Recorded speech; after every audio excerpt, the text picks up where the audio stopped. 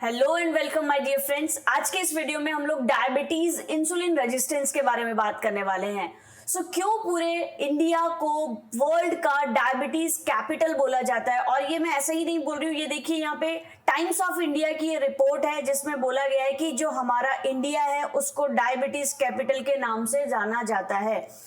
क्या इसके पीछे का रीजन है वो हम समझेंगे। डायबिटीज को हम कैसे रिवर्स कर सकते हैं। ये कोई बीमारी नहीं है जिसको कि आप रिवर्स नहीं कर सकते हो, ये एक लाइफस्टाइल डिजीज है, तो हम इसको कंप्लीटली रिवर्स कर सकते हैं। इंसुलिन रेजिस्टेंस क्या होता है, क्यों डायबिटीज की सिचुएशन आती है, उन सब के बारे में वन बाय वन डिस्कस करने वाले हैं। सो बेसिकली इंसुलिन क्या है, डायबिटीज क्या है, इसका प्रोडक्शन कैसे होता है इंसुलिन का, कैसे हमारी बॉडी में ये वर्क करता है, इंसुलिन रेजिस्टेंस की सिचुएशन कब आती है, मेटाबॉलिक सिंड्रोम क्या होता है, देन उसके सिम्टम्स क्या होते हैं, अर्ली सिम्टम्स जिससे कि हम पहचान सकें कि हमारी बॉडी डायबिटीज की तरफ अग्रसर हो रही है। देन उसके बाद में क्या क्या रिस्क फैक्टर्स हैं, और उसके बाद हम लास्ट में सॉल्यूशन की बात करेंगे, डाइटरी मॉडिफिकेशंस की बात करेंगे, हम अपनी लाइफस्टाइल को कैसे इंप्रूव कर सकते हैं और डायबिटीज से छुटकारा पा सकते हैं। ये सारी बातें हम आज के वीडियो में डिस्कस करने वाले हैं। स्टार्ट करते हैं सबसे पहले कि इंसुलिन क्या है। तो सिंपल समझिए कि इंसुलिन क्या एक हार्मोन है। जैसे आपकी बॉडी में बाकी सारे हार्मोन्स है, डोपामिन वगैरह होते हैं, वैसे ही इंसुलिन भी एक हार्मोन है जो कि क्या करता है, it louvers the level of glucose. आपके जो ब्लड के अंदर ग्लूकोज है, ब्लड के अंदर जो शुगर है, उसके लेवल को वो क्या कर देता है, लोअर कर देता है, डिक्रीज कर देता है, कम कर देता है। अब इसको समझते हैं कैसा है ये दिखने में। आप सबने सुना होगा जो आपके स्टमक का स्ट्रक्चर होता है, आपका पेट का जो स्ट्रक्चर होता है वो जे शेप में होता है। ये देखिए, ये जे शेप में आपके स्टमक का स्ट्रक्चर है। इसके अंदर ही पेनक्रियाज होते हैं। क्या होते हैं इसके अंदर, पेनक्रियाज। और ये जो पेनक्रियाज होते हैं यही आपके इंसुलिन का प्रोडक्शन करते हैं, मतलब यही पेनक्रियाज आपके इंसुलिन को बनाता है। अब ये इंसुलिन एक्चुअली काम क्या करता है आपकी बॉडी में, क्यों जरूरी है, देखिए आपने जो भी खाना खाया है, ठीक है, आपने जो भी खाना खाया है वो फूड क्या होगा, बॉडी के अंदर जाते ही, वो फूड बॉडी के अंदर जाते ही किस में कन्वर्ट हो जाता है, ग्लूकोज में कन्वर्ट हो जाता है, या फिर हम सिंपल भाषा में कहें कि वो शुगर में कन्वर्ट हो जाता है। और फिर ये जो ग्लूकोज है, ये जो शुगर है, ये क्या होता है, ये आपकी बॉडी के अंदर जितनी भी सारी सेल्स हैं जो कि हमारी बॉडी को ग्रोथ और डेवलपमेंट में हेल्प करती है, उन सबको ये क्या करता है, ये जो ग्लूकोज है, ये जो शुगर है, वो एनर्जी प्रोवाइड करता है सो दैट वो अपने दिनचर्या के सारे काम कर पाए। लेकिन अगर ये सब चीजें एक एवरेज कंडीशन में चल रही है देन इट्स फाइन। लेकिन अगर ये आपकी नॉर्मल कंडीशन से एबनॉर्मल हो जाती है तो ये आपकी प्रॉब्लम, ये बॉडी के लिए प्रॉब्लम क्रिएट कर सकता है। कैसे होता है, देखिए पहले के टाइम पे क्या होता था कि हम सब खाना पीना सब कुछ शुद्ध होता था, प्रॉपर अमाउंट में खाते थे। लेकिन आजकल तो छोटे बच्चे पैदा होते ही सबसे पहले क्या समझ जाते हैं, उनको पता होता है party means fast food. That means हम जो खाना हमारी बॉडी को चाहिए उसके कंपैरेटिवली जो हमारी बॉडी को नहीं चाहिए वो ज्यादा अमाउंट में हम खाते हैं। और इसकी वजह से क्या होता है समझिए, अगर आप ज्यादा कार्बोहाइड्रेट्स खाते हैं, ज्यादा कार्ब्स खाते हैं, ठीक है, तो उससे क्या होगा, उससे आपकी बॉडी का जो शुगर है, जिसको हमने क्या कहा था, ग्लूकोज, वो शुगर भी क्या हो जाएगा, बढ़ जाएगा, इंक्रीज हो जाएगा। अब वो जो शुगर इंक्रीज हुआ, वो शुगर इंक्रीज होने के बाद में क्या होगा, वो आपके ब्लड में जाएगा, और ब्लड में जाके वो आपके क्या करेगा, शुगर, ब्लड के अंदर शुगर के लेवल को इंक्रीज कर देगा। एक बार इसको समझते हैं। देखिए जो आपने खाना खाया है, खाने के बाद में वो जो फूड आपका शुगर में कन्वर्ट हुआ, शुगर में कन्वर्ट होने के बाद में इस तरीके से ब्लड के साथ मिलके आपकी पूरी बॉडी में ये ट्रांसफर होता है। दैट मीन्स क्या होता है, ट्रांसपोर्टेशन का काम होता है। ट्रांसपोर्टेशन जैसे एक जगह से हम दूसरी जगह चीजों को लेके जाते हैं ना, वैसे ही क्या होता है, ये ब्लड के थ्रू आपकी पूरी बॉडी में सारी सेल्स में पहुंचता है। अब हमने बात की कि अगर आप ये ज्यादा अमाउंट में खा रहे हैं, तो जब अगर ज्यादा अमाउंट में खाएंगे तो क्या होगा, इसकी वजह से आपका क्या होगा, शुगर लेवल इंक्रीज होगा। क्यों, क्योंकि यहाँ पे क्या हो रहा है, आपने ज्यादा कार्ब्स खाया, ज्यादा कार्ब्स खाने की वजह से क्या हो रहा है कि आपकी बॉडी में शुगर लेवल जो है वो इंक्रीज हो रहा है, और इसकी वजह से पेनक्रियाज को इंसुलिन भी क्या करना पड़ रहा है, ज्यादा प्रोड्यूस करना पड़ रहा है, पेनक्रियाज को भी ज्यादा काम करना पड़ रहा है, ज्यादा इंसुलिन प्रोड्यूस करना पड़ रहा है, और फिर उसको जबरदस्ती ज्यादा शुगर को वो क्या कर रहा है, वो आपकी पूरी बॉडी में ब्लड के थ्रू आपकी सेल्स तक पहुंचा रहा है, आपके ब्लड के थ्रू सेल्स तक पहुंचा रहा है। क्योंकि आप सब लोग जानते हैं कि हमारी बॉडी को, ये सेल्स को एनर्जी चाहिए, और वो जो एनर्जी है, वो एनर्जी हमें किससे मिलती है, खाने से मिलती है।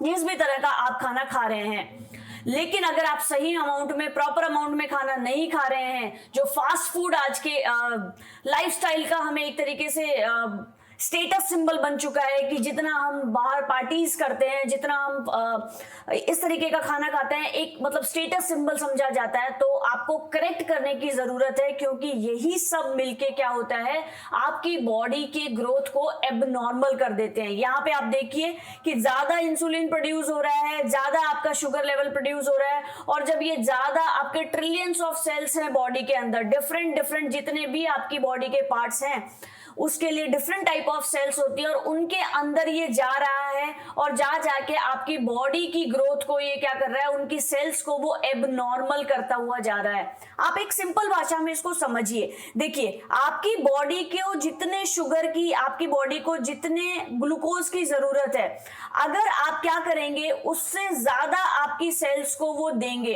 तो एक टाइम के बाद सेल्स क्या बोलती है कि हमें आपका शुगर नहीं चाहिए, हमें आपकी शुगर, आपका ग्लूकोज नहीं चाहिए, क्योंकि हमारी बॉडी में ऑलरेडी एक्सेस में वो शुगर आ चुका है। तो उसके बाद में क्या होता है कि यहाँ पे पेनक्रियाज आपका काम कर रहा था। पेनक्रियाज क्या करेगा कि थोड़ी सी और अपनी सेना को इंक्रीज करेगा। क्यों? क्योंकि बॉडी को लगता है कि पेनक्रियाज इंसुलिन प्रोड्यूस नहीं कर पा रहा है। तो यहाँ पे क्या होगा, शुगर के साथ साथ ये जो पेनक्रियाज है, ये क्या कर रहा है, यहाँ पे ये पेनक्रियाज आपके इंसुलिन के प्रोडक्शन को भी क्या कर रहा है, इंक्रीज कर रहा है। अब ये दोनों मिलके क्या करते हैं, जबरदस्ती सेल्स के अंदर इस शुगर को पहुंचा देते हैं। और ये जो एक्सेस शुगर है, ये धीरे धीरे क्या होती है, जितनी बॉडी को रिक्वायर्ड है, हमारी बॉडी बहुत इंटेलिजेंट है, वो रिक्वायर्ड को तो वो यूज कर लेगी, और बाकी जो आपकी एक्सेस में शुगर होगी, उस एक्सेस शुगर को वो क्या करेगी, धीरे धीरे आपके फैट में कन्वर्ट करना स्टार्ट कर देगी। और फैट में कन्वर्ट करना स्टार्ट करेगी तो दैट मींस हम ओबीज होते चले जाएंगे, और धीरे धीरे और भी बहुत सारी चीजें होनी स्टार्ट हो जाएंगी। फिर क्या होता है, एक टाइम के बाद में इन्होंने जबरदस्ती कर दी, फिर वापस से सेल उसको क्या करती है कि हमें नहीं चाहिए, और इस लड़ाई के बीच में आपकी बॉडी का जो बैलेंस है वो एबनॉर्मल हो जाता है, और उसकी वजह से हम प्रॉब्लम्स को फेस करते हैं। तो सिंपली क्या है, इंसुलिन रेजिस्टेंस की यहाँ पे बात करते हैं हम लोग कि जो आपकी सेल्स है, सेल्स किस किस में, मसल्स में हैं, आपके जितने भी सारी चीजों में आपकी बॉडी के पार्ट हैं, उन सब में सेल से मिलके बनी है।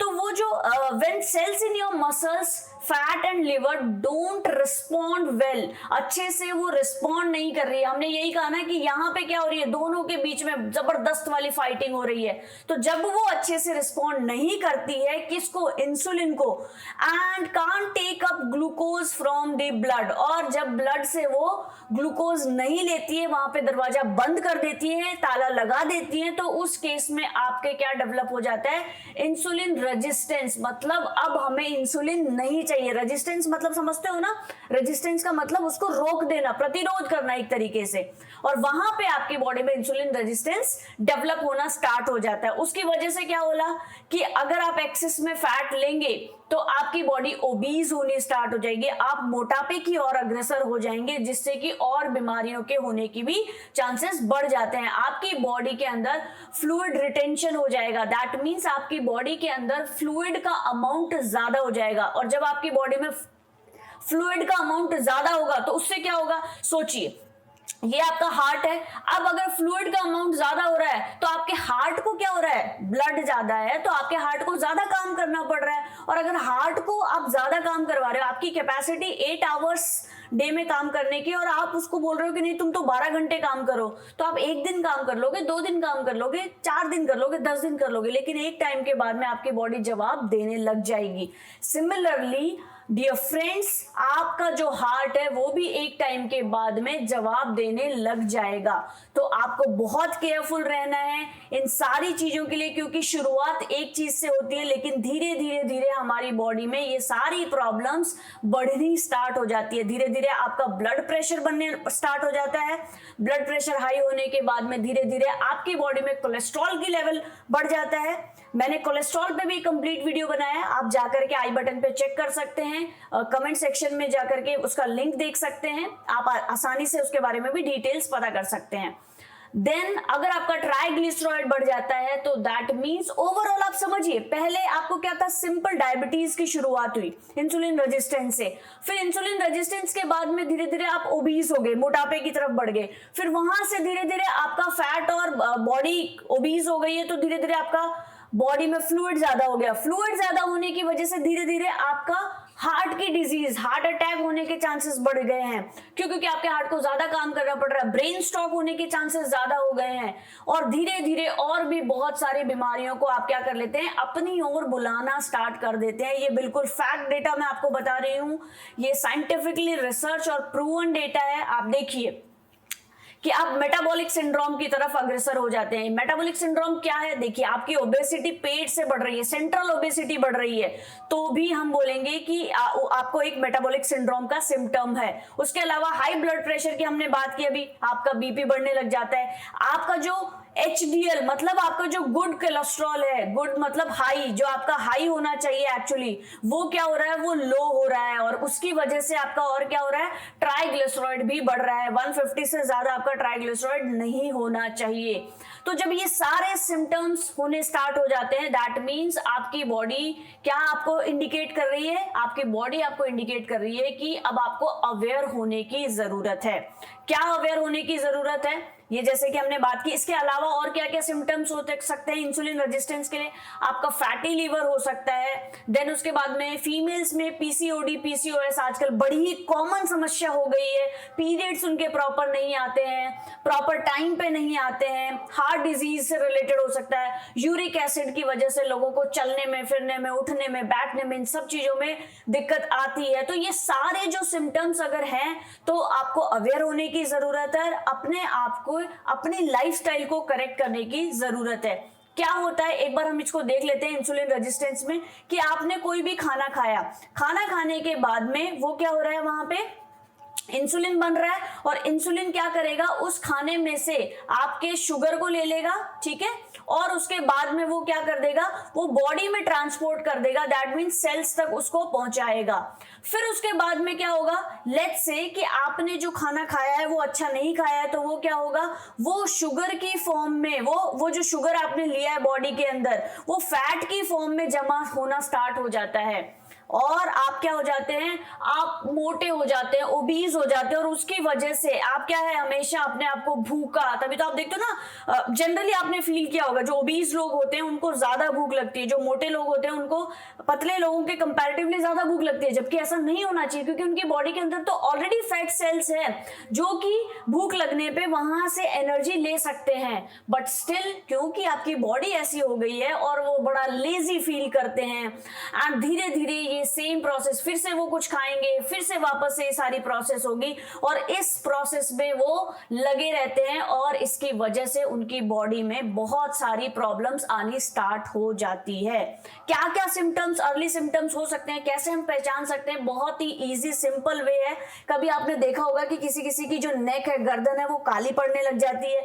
ये जो एल्बो वाला पार्ट है, ये आपने देखा होगा कि नॉर्मल से थोड़ा सा ब्लैकिश यहाँ पे स्पॉट वगैरह हो जाते हैं। सिमिलरली घुटनों में ऐसे ब्लैक ब्लैक स्पॉट आपने देखे होंगे, नीज पे, आर्म पिट में आपके ये स्पॉट्स हो सकते हैं, और हैंड्स में भी आप इस तरीके से देख सकते हो, कुछ थोड़ी सी इन्फ्लेमेशन हो, या फिर कुछ ये जो दाग धब्बे आपको दिख रहे हैं, तो दैट मीन्स आपकी बॉडी इंडिकेट कर रही है। अब आपको अवेयर होने की जरूरत है। किन चीजों से अवेयर होने की जरूरत है, क्योंकि बहुत सारे रिस्क फैक्टर्स हैं जो कि हम जाने अनजाने फॉलो कर रहे हैं अपनी।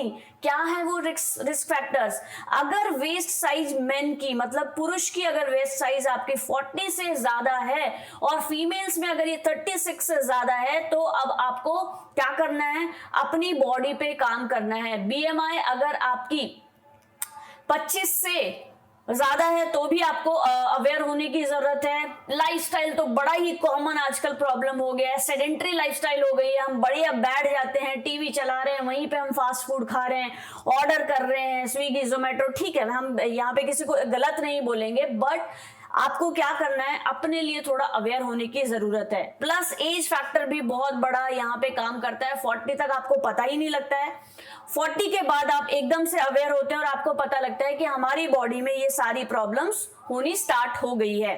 देन उसके बाद में अगर आपका ब्लड प्रेशर हाई रहता है तो देयर इज अ चांसेस कि आपको इंसुलिन रेजिस्टेंस हो सकता है, आप डायबिटीज की कैटेगरी में धीरे धीरे जा सकते हैं। अगर आप स्मोकर हैं, आपने बहुत सारे आजकल पॉडकास्ट वगैरह भी सुने होंगे कि एक ग्लास, वो लोग बोलते हैं कि आप अल्कोहल ले लीजिए एज कंपेयर टू स्मोकिंग, इतना ज्यादा घातक है ये आपके लंग्स के लिए। ऑल्दो अल्कोहल भी बिल्कुल बेकार है, वो भी धीरे धीरे आपके लिवर को खराब कर देती है। एक कंपैरिजन किया है जस्ट खाली कि इतना ज्यादा बैड है, दोनों ही आपकी बॉडी के लिए बिल्कुल हार्मफुल है, आपको बिल्कुल भी नहीं लेना चाहिए। देन उसके बाद में अगर कभी आपको पहले स्ट्रोक आया है, ब्रेन स्ट्रोक आया है, तो भी आपके चांसेस ज्यादा है डायबिटीज होने के। और जेनेटिक फैक्टर तो डेफिनेटली यहाँ पे मैटर करता ही है कि अगर आपके पेरेंट्स में, मदर को, फादर को, ग्रैंड पेरेंट्स को, किसी को भी, ब्रदर को, सिस्टर को, तो देयर इज ए पॉसिबिलिटी कि आपकी बॉडी में भी वो सारी चीजें रिएक्ट करने की जो पॉसिबिलिटी है वो ज्यादा हो। कैसे आप डायग्नोज कर सकते हो? सिंपली आपको क्या करना है, ब्लड शुगर अपना चेक करवाना है, खाने से पहले और खाने के बाद में, फास्टिंग में और खाने के बाद में। देन जीटीटी आपको ग्लूकोज टॉलरेंस टेस्ट करवाना है, और HbA1c ये आप सभी लोग करवा सकते हैं, चाहे वो मेल हो फीमेल हो। ऑल्दो आजकल तो बच्चों में भी ये डायबिटीज के चांसेस ज्यादा हो रहे हैं। क्यों हो रहे हैं, एक बार मुझे कमेंट सेक्शन में बताएं। क्या हमारी गलती है, या फिर एनवायरमेंट की गलती है, या फिर हमारी सोसाइटी की गलती है? जरा इसमें एक बार सोचने की जरूरत है, क्योंकि हम डे बाय डे अपनी लाइफस्टाइल को सेडेंट्री करते हुए जा रहे हैं, और ये हमें एक्सेप्ट करना होगा। क्योंकि पहले हम प्रॉब्लम को एक्सेप्ट करेंगे, तब हम उसको डायग्नोज करके हम उसको करेक्ट कर सकते हैं। सिंपली क्या ट्रीटमेंट होना चाहिए? डाइटरी मॉडिफिकेशन, जो आप खाने में ले रहे हैं वो मॉडिफाई होना बहुत जरूरी है, और उसके साथ साथ आपको फिजिकल एक्टिविटी पे भी फोकस करना। बहुत ज्यादा करने की जरूरत नहीं है, 30 minutes per day it is sufficient. 30 minutes per day आप अपनी बॉडी पे फिजिकल एक्टिविटी पे दीजिए। और डाइटरी मॉडिफिकेशन तो सबसे इंपॉर्टेंट है।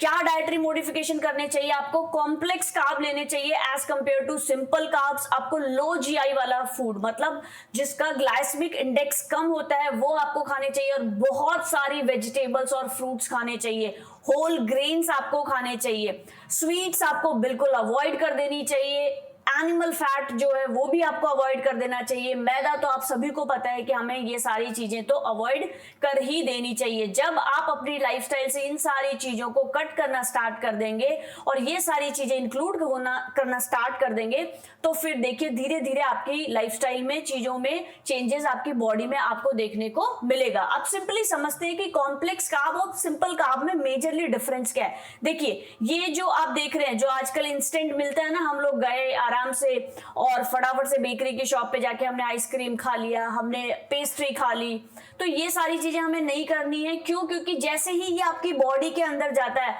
तो आपकी बॉडी में जाते ही शुगर के लेवल को क्या कर देता है, स्पाइक, मतलब उसके लेवल को एकदम से बढ़ा देता है।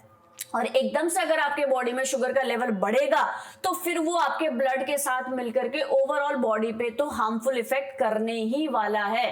और ये जो कॉम्प्लेक्स कार्ब्स है, ये क्या करते हैं, ये धीरे धीरे आपकी बॉडी में मिलते हैं और धीरे धीरे आपकी बॉडी को एनर्जी देते हैं और धीरे धीरे सारी प्रोसेस होती है। तो आपको ऐसे फूड को कंप्लीटली अवॉइड करना है। अब आप सोच रहे होंगे कि फिर हमें एग्जैक्टली पता कैसे चलेगा, क्योंकि आजकल हम जो खाना खा रहे हैं वो तो हमने मान ही लिया है कि भाई ठीक है, वो फ्रेश नहीं है, प्योर नहीं है, प्रॉपर नहीं है। तो हमें कैसा खाना खाना चाहिए? स्पेशली अगर हम यहाँ पे डायबिटीज की बात कर रहे हैं, यहाँ पे हम अपने शुगर के लेवल को डिक्रीज करना चाहते हैं, तो किस तरह का खाना खाना चाहिए? तो सिंपल एक ही बात है कि आपको लो कार्ब्स वाला खाना खाना है। तो लो कार्ब्स किस में होते हैं, कौन कौन से खाने में होते हैं, उनको हम एक बार यहाँ पे समझ लेते हैं। एक और सबसे इंपॉर्टेंट, यहाँ पे मैं स्टार मार्क करके आपको बोलूंगी, आप अपने खाने से पहले सैलेड जरूर इंक्लूड करें। ये बिल्कुल आप जितने ज्यादा स्टार इस पे लगा सकते हैं लगा दीजिए। खाने से पहले सैलेड जरूर इंक्लूड करिए। क्यों करिए, इसको हम समझते हैं साइंटिफिकली। देखिए जैसे सैलेड में क्या होता है, आपके फाइबर होता है। जैसे ही आप खाना खाते हो तो खाते ही हमने बोला ना कि शुगर का लेवल जो है आपका इंक्रीज हो जाता है। जैसे आपने लेट्स से दिन का लंच कर रहे हो तो आपके खाने में आपको पता है व्हीट में बहुत ज्यादा आपके कार्ब्स होते हैं, तो वो क्या होता है शुगर के लेवल को इंक्रीज करते हैं। अगर आपने पहले सैलेड खाया है, पहले आपने बॉडी में फाइबर गया है, तो वो क्या करते हैं, वो इंस्टेंट स्पाइक को रोकते हैं। और इंस्टेंट अगर स्पाइक नहीं होगा, आपका जो शुगर का लेवल है इंक्रीज नहीं होगा, तो डेफिनेटली आपकी बॉडी इंस्टेंटली इस तरीके से रिएक्ट नहीं करेगी और आपकी बॉडी में डायबिटीज शुगर बढ़ने, आपके डायबिटीज होने के चांसेस कम हो जाएंगे। तो आपको आज से अपनी डाइट में सैलेड जरूर इंक्लूड करना है। It is must for your healthy body. Then हम बात करते हैं कि लो कार्ब्स वाला जो खाना है वो कौन कौन सा है।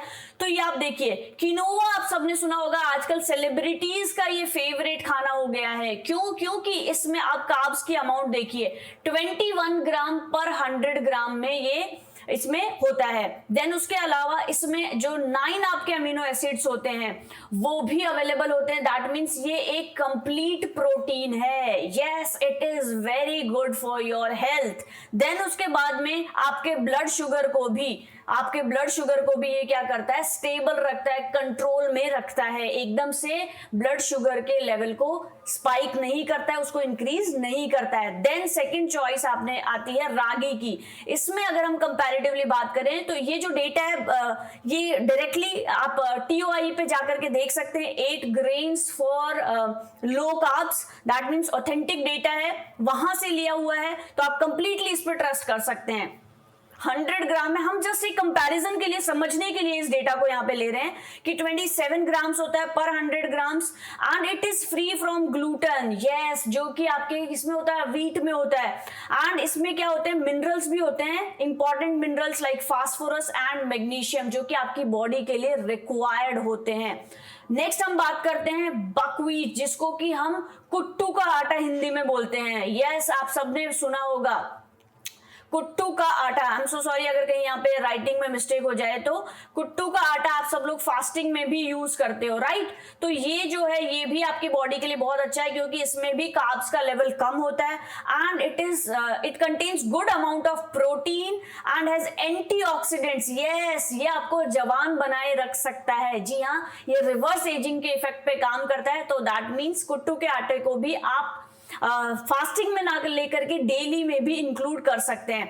देन आपने चौलाई का नाम सुना होगा, चौलाई का नाम आप सब लोगों ने सुना होगा, हिंदी में अमरंथ हम जिसको इंग्लिश में बोलते हैं। ये भी आपकी बॉडी के लिए बहुत अच्छा है। 19 ग्राम्स कार्ब्स होते हैं इसमें 100 ग्राम के अंदर। देन उसके बाद में इसमें आयरन और मैग्नीशियम माइक्रो न्यूट्रिएंट्स होते हैं, तो आपको ये भी आप एक ऑप्शन रख सकते हैं। देन बारी आती है हमारे बाजरे की और हमारे जौ की, जो कि हमारे पुराने टाइम पे बहुत ही पॉपुलर हुआ करता था। तो आप देखिए बाजरे के अंदर भी आपके 23 ग्राम्स ही होता है एंड ये सबसे अच्छी बात है कि आपकी बॉडी को प्रॉपर एनर्जी भी बनाए रखता है। जैसे हमें लगता है ना कि हम गेहूं खा रहे हैं, व्हीट खा रहे हैं, तो हमारी बॉडी को प्रॉपर एनर्जी रहती है, वैसे ही आपकी बॉडी को एनर्जी भी बना के रखता है और आपके कार्ब्स को भी कट डाउन कर देता है। देन बात आती है बार्ले, जिसको कि हम जो बोलते हैं, उसमें 28 ग्राम कार्ब्स होता है and it is rich in fibre. हम सबको पता है जितने भी हमने यहाँ पे ग्रेन्स की बात की है, they all are rich in fibre, तो आपके डाइजेशन के लिए तो डेफिनेटली बहुत बेस्ट होने वाले हैं। देन उसके बाद में ये आपकी हार्ट की हेल्थ को इंप्रूव करता है और शुगर के लेवल को भी ये क्या करता है, कंट्रोल करके रखता है। समझिए हमारे जो पूर्वज थे वो सब कुछ अच्छा कर रहे थे, वो जैसे ही सीजन आता था जौ भी खाते थे, जैसे ही सीजन आता था बाजरा भी खाते थे, और गेहूं तो वो बहुत ही ओकेजनली, कभी कोई गेस्ट आ गया, मेहमान आ गया, तो उस टाइम पे वो लोग यूज करते थे। दैट मीन्स जाने अनजाने वो एक बहुत ही हेल्दी लाइफस्टाइल को फॉलो कर रहे थे एंड उसकी वजह से वो बीमारियों से दूर थे। आजकल ज्यादा खाना अवेलेबल हो गया है, ज्यादा ऑप्शंस अवेलेबल हो गए, इसकी वजह से कहीं ना कहीं हम बीमार ज्यादा पड़ रहे हैं। तो एक ही रिक्वेस्ट है मेरी, आपकी बॉडी को ज्यादा नहीं चाहिए, जितने अमाउंट में चाहिए उतना ही खाइए। कम खाने से आपकी बॉडी में कोई भी हार्मफुल इफेक्ट नहीं होने वाला है, क्योंकि अब आपको अलर्ट होने की जरूरत है। आप यहाँ पे देख सकते हो, ये WHO की रिपोर्ट है कि यहाँ पे अगर आपका शुगर का लेवल 100 से ज्यादा है तो ये एक एक आपके लिए बहुत ही रेड अलर्ट सिंबल है, और अगर 100 से 125 के बीच में तो आप प्री डायबिटिक की रेंज में आ जाते हो, एंड इससे ज्यादा है तो डेफिनेटली आपको डायबिटीज होगी ही होगी। तो क्या कर सकते हैं हम, सिंपली अपने जो डेली लाइफस्टाइल की चीजें हैं उनको करेक्ट करके आप अपने आप को क्योंकि एक बीमारी से बात नहीं है, एक प्रॉब्लम आएगी उसके साथ ओबेसिटी आएगी, उसके साथ में हार्ट डिजीज आएगी, उसके साथ में आपका कोलेस्ट्रॉल बढ़ेगा, एक के साथ में बाकी सब फ्री आ जाती है 5 बीमारियां। एंड आई होप कोई भी नहीं चाहेगा कि हम इन सारी प्रॉब्लम्स से रूबरू हो या हमारा कोई भी फैमिली मेंबर इन सब चीजों के चपेट में आए। इट्स हार्ड ट्रुथ जो कि हमें एक्सेप्ट करना पड़ेगा कि हम अपनी डेली लाइफस्टाइल में बहुत सारी गलतियां कर रहे हैं, उसको आप धीरे धीरे करेक्ट करिए एंड फिर आप डेफिनेटली एक हेल्दी लाइफस्टाइल जी सकते हैं। हमने ओवरऑल बहुत सारी चीजें कवर करने की कोशिश की है, बट यस, आने वाले वीडियोज में हम और भी बहुत सारे टॉपिक्स को कवर करने वाले हैं। अगर आप किसी स्पेशल टॉपिक पे बात सुनना चाहते हैं तो आप कमेंट सेक्शन में कमेंट कर सकते हैं, और ये वीडियो आपको कैसा लगा ये जरूर बताइएगा। And if you like this video, please do like, share and subscribe this channel because it is free for you, but it gives me lot of motivation और मुझे आगे काम करने के लिए बहुत सारी एनर्जी चाहिए। So thank you so much for your patience and क्या आपको इस वीडियो का सबसे अच्छा पार्ट लगा है मुझे कमेंट सेक्शन में जरूर बताइएगा। Bye bye, all the best for your good health because पहला सुख निरोगी काया, इस चीज को हमेशा याद रखना है। Bye bye।